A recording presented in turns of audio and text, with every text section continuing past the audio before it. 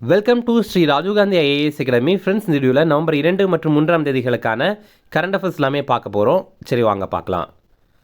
Friends, இந்த வீடியோட notes எல்லாமே கீழே பிடிஎஃபாக டிஸ்கிரிப்ஷன் கொடுத்துருக்கோம். அதெல்லாமே கிளிக் பண்ணி டவுன்லோட் பண்ணிச்சிங்க.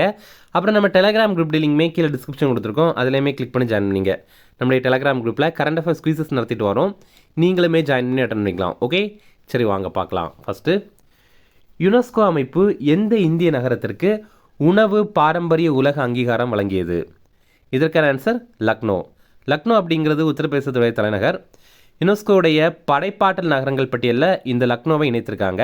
கூடவே அதற்கு உணவு பாரம்பரிய உலக அங்கீகாரமும் வழங்கியிருக்காங்க.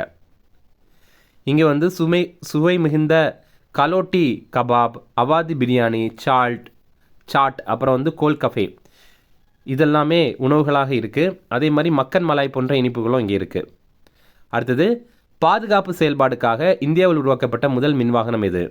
இதற்கான ஆன்சர் வீர். இப்போ பார்த்தீங்கன்னா, இந்தியாவிலேயே முதல் முறையாக உள்நாட்டில் ஒரு இராணுவ மின் வாகனத்தை உருவாக்கியிருக்காங்க. அதோடைய பேர் வீர் அப்படிங்கிறது தான். பிரவைக் டைனமிக்ஸ் அப்படிங்கிற நிறுவனம் தான் இதை உருவாக்கியிருக்காங்க. இதை இந்திய இராணுவத்திற்காக தான் அமைத்திருக்காங்க. இது பாலைவனம், மலைகள் மற்றும் காடுகளில் இயங்கும். ஃப்ரெண்ட்ஸ், நம்ம ராஜீவ்காந்தி ஐஏஎஸ் அகாடமியில் தமிழ்நாடு எஸ்ஏ எக்ஸாமுக்கான புதிய டெஸ்ட் சீரிஸ் ஸ்டார்ட் பண்ணியிருக்கோம். இது பார்த்தீங்கன்னா ஆன்லைன்லேயும் எழுதலாம், நீங்கள் ஆஃப்லைன்லேயும் எழுதிக்கலாம். நம்ம இன்ஸ்டியூட் சென்னையில் அண்ணா நகரில் இருக்குது. ஸ்க்ரீனில் தெரிகிற நம்பருக்கு நீங்கள் கால் பண்ணி மேலும் தகவல்களை தெரிஞ்சுக்கலாம். அதே மாதிரி நீங்கள் டிஎன்பிஎஸ்சி எக்ஸாம் ப்ரிப்பேர் பண்ணுறீங்க அப்படின்னா நம்ம இன்ஸ்டியூட்டில் டிஎன்பிஎஸ்சி குரூப் 1 மற்றும் குரூப் 2 எக்ஸாமுக்கான ப்ரிலிம்ஸ் மற்றும் மெயின்ஸ் கிளாஸ் ஸ்டார்ட் பண்ணியிருக்கோம். இது பார்த்தீங்கன்னா ஆன்லைன்லேயே நீங்கள் அட்டன் பண்ணிக்கலாம், அதே மாதிரி ஆஃப்லைன்லேயே அட்டன் பண்ணிக்கலாம். நீங்கள் நேரடியாக வரணும் அப்படின்னா நம்ம இன்ஸ்டியூட் சென்னையில் அண்ணா நகரில் இருக்குது. இது சம்மந்தமாக உங்களுக்கு வேறு ஏதாவது தகவல் தரணும் அப்படின்னா ஸ்க்ரீனில் தெரிகிற நம்பருக்கு கால் பண்ணி பேசிக்கலாம். அடுத்தது, உலகின் மிகப்பெரிய தொல்லியல் அருங்காட்சியகம் எங்கு திறக்கப்பட்டது? இதற்கான ஆன்சர் எகிப்து. இப்போ பார்த்தீங்கன்னா எகிப்துடைய தலைநகரான கேரோக்கு பக்கத்தில் தான் இது அமைத்திருக்காங்க. அந்த மியூசியத்துடைய பேர் த கிராண்ட் எகிப்தியன் மியூசியம் அப்படிங்கிறது தான். இது பிரமிடுகள் வடிவில் தான் அமைத்திருக்காங்க. 50,000த்திற்கும் மேற்பட்ட பழங்கால பொருட்கள் இங்கே இருக்குது. எகிப்துடைய அதிபர் அப்தல் ஃபத்தா அல் சிசி அப்படிங்கிறவர் தான். அடுத்தது, 13வது ODI ICC மகளிர் உலகக்கோப்பை கிரிக்கெட் போட்டியில் சாம்பியன் பட்டம் வென்ற அணி எது? இதற்கான ஆன்சர் இந்தியா. இப்போ பார்த்தீங்கன்னா ODI உலகக்கோப்பை போட்டி நடைபெற்றிருக்கு, மகளிருக்கானது. இதில் இறுதிப் போட்டியில் தென்னாப்பிரிக்க அணியை இந்தியா வீழ்த்தி சாம்பியன் பட்டம் வென்றிருக்கோம். அப்படி பார்க்கும்போது மகளிர் உலகக்கோப்பை போட்டியில் முதல் முறையாக இந்தியா இப்போ தான் வெற்றி பெற்றிருக்கோம் இந்த கேட்டகரியில். இதில் பிளேயர் ஆஃப் த மேட்ச், அதாவது ஆட்டநாயகி பார்த்தீங்கன்னா ஷஃபாலி வர்மா அப்படிங்கிறவங்க. அதுவே பிளேயர் ஆஃப் த டோர்னமெண்ட், அதாவது தொடர்நாயகி பார்த்தீங்கன்னா தீப்தி சர்மா அப்படிங்கிறவங்க. இந்த போட்டியை நடத்தின நாடுகள் இந்தியா மற்றும் இலங்கை. இறுதிப் போட்டி மகாராஷ்டிராவில் நவி மும்பையில் TS பட்டேல் மைதானத்தில் தான் நடைபெற்றது. அடுத்தது, எங்கு 118 ஏக்கரில் மாபெரும் சுற்றுச்சூழல் பூங்கா அமைக்கப்படுகிறது? இதற்கான ஆன்சர் கிண்டி. கிண்டி அப்படிங்கிறது சென்னையில் தான் இருக்குது. இங்கே தமிழக தோட்டக்கலை மற்றும் மலை பயிர்கள் துறை சார்பில் இந்த ஒரு சுற்றுச்சூழல் பூங்காவை அமைக்கிறாங்க. இதில் முதல்வர் மு.க. ஸ்டாலின் இப்போ பணிகளை தொடங்கி வைத்திருக்காரு. அடுத்தது, 2025 ஆசிய பசிபிக் பொருளாதார கூட்டமைப்பு உச்சி மாநாடு எங்கு நடைபெற்றது? இதற்கான ஆன்சர் தென்கொரியா. ஏபக் அப்படின்னா ஏசியா பசிபிக் எக்கனாமிக் கோஆப்ரேஷன் அப்படிங்கிறது தான். தமிழில் ஆசிய பசிபிக் பொருளாதார கூட்டமைப்பு அப்படிங்கிறது தான். இந்த உச்சி மாநாடு இப்போது தென்கொரியாவுடைய கியான்சோ அப்படிங்கிற நகரில் தான் நடைபெற்றது. இது அக்டோபர் 31 மற்றும் நவம்பர் 1 இந்த 2 தினங்கள் நடைபெற்றது. அடுத்த ஆண்டு இந்த ஆசிய பசிபிக் பொருளாதார உச்சி மாநாட்டை சீனா நடத்தும் அப்படின்னு சீன அதிபரான ஜி ஜின்பிங் தெரிவித்திருக்காரு.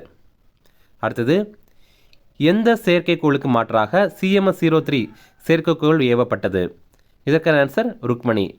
இப்போ பார்த்தீங்கன்னா CMS-03 இதற்கு இன்னொரு பேர் இருக்குது, GSAT-7R அப்படிங்கிறது. இது நவம்பர் 2 விண்ணில் ஏவப்பட்டிருக்கு. 2013 ஆண்டு GSAT-7 அப்படிங்கிற செயற்கைக்கோள் அனுப்பியிருந்தாங்க. அதற்கு தான் இது மாற்று. அந்த GSAT-7 அப்படிங்கிற இன்னொரு பேர் தான் ருக்மணி அப்படிங்கிறது. இப்போது இந்த CMS-03 இருக்குல்ல, இது 4410 கிலோ எடையில் ரூபாய் 1600 கோடி மதிப்பில் அமைக்கப்பட்டிருக்கு. இதை இப்போது புவி வட்ட பாதையில் நிலைநிறுத்தியிருக்காங்க. எதற்காக இந்த சேட்டலைட் அப்படின்னா கடலோர எல்லை கண்காணிப்பு, அதே மாதிரி போர்க்கப்பலுக்கும் விமானங்களுக்கு இடையில தகவல் தொடர்பை மேம்படுத்துறதுக்காக அனுப்பியிருக்காங்க. இது 15 ஆண்டுகள் சேவையை வழங்கும். இதை வந்து LVM-3M5 அப்படிங்கிற ராக்கெட் மூலமாக ஏவியிருக்காங்க. இது ரொம்ப அதிகமான எடையை சுமந்து செல்றனால இதை பாகுபலி ராக்கெட் அப்படின்னு தெரிவித்திருக்காங்க. அடுத்தது, தியாங்காங் என்ற விண்வெளி மையத்தை அமைக்கும் நாடு எது? இதற்கான ஆன்சர் சீனா. தியாங்காங் அப்படிங்கிற ஸ்பேஸ் ஸ்டேஷன் வந்து சீனாவுடையது தான். சீனா இப்போது சென்ஷோ 21 அப்படிங்கிற திட்டத்தை செயல்படுத்தியிருக்காங்க. இது என்ன அப்படின்னா, சீனாவுடைய விண்வெளி நிலையத்திற்கு ஆராய்ச்சியாளர்கள் மற்றும் ஆராய்ச்சி எலிகள் அனுப்புகிற திட்டம் தான் இந்த ஒரு திட்டம். சீனாவுடைய விண்வெளி நிலையம் தியாங்காங் விண்வெளி நிலையம். இந்த தியாங்காங்குடைய பொருள் வந்து சொர்க்க மாளிகை அப்படிங்கிறது தான். அடுத்தது, சென்னை ஓப்பன் மகளிர் டென்னிஸ் போட்டியில் எந்த நாட்டை சேர்ந்த வீராங்கனை வெற்றி பெற்றார்? இதற்கான ஆன்சர் இந்தோனேஷியா. இப்போ பார்த்தீங்கன்னா, சென்னை ஓப்பன் மகளிர் டென்னிஸ் போட்டி நடைபெற்று முடிந்தது. இதில் ஒற்றையர் பிரிவில் இந்தோனேஷியாவுடைய வீராங்கனையான ஜானி ஸ்டிஜன் இவங்க வந்து சாம்பியன் பட்டம் வென்றிருக்காங்க. இரட்டையர் பிரிவில் அல்டிலா சுஜியாட்டி மற்றும் ஜானி ஸ்டிஜன் இவங்க 2 பேரும் சேர்ந்து வெற்றி பெற்றிருக்காங்க. இவங்க 2 பேருமே இந்தோனேஷியாவை சேர்ந்தவங்க தான். இந்த போட்டி நடைபெற்ற இடம் சென்னையில் நுங்கம்பாக்கத்தில் தான் நடைபெற்றிருக்கு. அடுத்தது, தற்போது தன் ஓய்வை அறிவித்த ரோஹன் போபண்ணா எந்த விளையாட்டுடன் தொடர்புடையவர்? இதற்கான ஆன்சர் டென்னிஸ். இப்போ பார்த்தீங்கன்னா, இந்தியாவுடைய ரொம்ப முக்கியமான டென்னிஸ் பிளேயரான ரோஹன் போபண்ணா இவர் வந்து ஓய்வு அறிவித்திருக்காரு. தன்னுடைய 45வது வயதில் ஓய்வு அறிவித்திருக்காரு. 2017ஆவது ஆண்டு பிரெஞ்சு ஓப்பன் கிராண்ட் ஸ்லாம் போட்டியில் இரட்டையர் பிரிவில் சாம்பியன் பட்டம் வென்றிருக்காரு. அதே மாதிரி 2024 Australian open tennis grand slam போட்டியில் கூட இரட்டையர் பிரிவில் வந்து இவர் சாம்பியன் பட்டம் வந்து வென்றிருக்காரு. அதிக வயதில் கிராண்ட் ஸ்லாம் பட்டம் வென்ற வீரர் வந்து இவர் தான். அடுத்தது, முக்கிய தினங்கள் பார்க்கலாம். உலக சேமிப்பு தினம், இது நவம்பர் 1ஆம் தேதி. இது வந்து வேர்ல்டு சேவிங்ஸ் டேன்னு சொல்லுவாங்க. அதே மாதிரி வேர்ல்டு த்ரிஃப்ட் டே அப்படின்னு சொல்லுவாங்க. த்ரிஃப்ட் அப்படின்னாலும் சேமிப்பு தான்.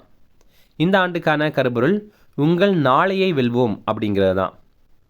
இனி ரிவிஷன் பார்க்கலாம். யுனெஸ்கோ அமைப்பு எந்த இந்திய நகரத்திற்கு உணவு பாரம்பரிய உலக அங்கீகாரம் வழங்கியது? இதற்கான ஆன்சர் லக்னோ. அடுத்தது, பாதுகாப்பு செயல்பாடுக்காக இந்தியாவில் உருவாக்கப்பட்ட முதல் மின்வாகனம் எது? இதற்கான ஆன்சர் வீர். அடுத்தது, உலகின் மிகப்பெரிய தொல்லியல் அருங்காட்சியகம் எங்கு திறக்கப்பட்டது? இதற்கான ஆன்சர் எகிப்து. அடுத்தது, 13வது ODI ICC மகளிர் உலகக்கோப்பை கிரிக்கெட் போட்டியில் சாம்பியன் பட்டம் வென்ற அணி எது? இதற்கான ஆன்சர் இந்தியா. அடுத்தது, எங்கு 118 ஏக்கரில் மாபெரும் சுற்றுச்சூழல் பூங்கா அமைக்கப்படுகிறது? இதற்கான ஆன்சர் கிண்டி. அடுத்தது, 2025 ஆசிய பசிபிக் பொருளாதார கூட்டமைப்பு உச்சி மாநாடு எங்கு நடைபெற்றது? இதற்கான ஆன்சர் தென்கொரியா. அடுத்தது, எந்த செயற்கைக்கோளுக்கு மாற்றாக CMS-03 செயற்கைக்கோள் ஏவப்பட்டது? இதற்கான ஆன்சர் ருக்மணி. அடுத்தது, தியாங்காங் என்ற விண்வெளி மையத்தை அமைக்கும் நாடு எது? இதற்கான ஆன்சர் சீனா. இப்போ உங்களுக்கான கேள்வி, நம்ம இந்தியாவுக்கு ஒரு விண்வெளி நிலையம் அமைக்க போகிறோம், அதற்கு என்ன பேர் வைத்திருக்காங்க அப்படிங்கிறது உங்களுக்கு தெரியும்னா கமெண்ட்ஸில் சொல்லுங்கள். அடுத்தது, சென்னை ஓப்பன் மகளிர் டென்னிஸ் போட்டியில் எந்த நாட்டை சேர்ந்த வீராங்கனை வெற்றி பெற்றார்? இதற்கான ஆன்சர் இந்தோனேஷியா. அடுத்தது, தற்போது தன் ஓய்வை அறிவித்த ரோஹன் போபண்ணா எந்த விளையாட்டுடன் தொடர்புடையவர்? இதற்கான ஆன்சர் டென்னிஸ். அவ்வளோதான் ஃப்ரெண்ட்ஸ். இந்த வீடியோ பிடிச்சா கண்டிப்பாக லைக் பண்ணுங்கள். நம்மளுடைய சேனலுக்கு சப்ஸ்கிரைப் பண்ணிச்சிங்க. உங்கள் நண்பர்களுமே ஷேர் பண்ணுங்கள். கண்டிப்பாக இது அவங்களுக்கும் பயனுள்ளதாக இருக்கும். தேங்க்யூ.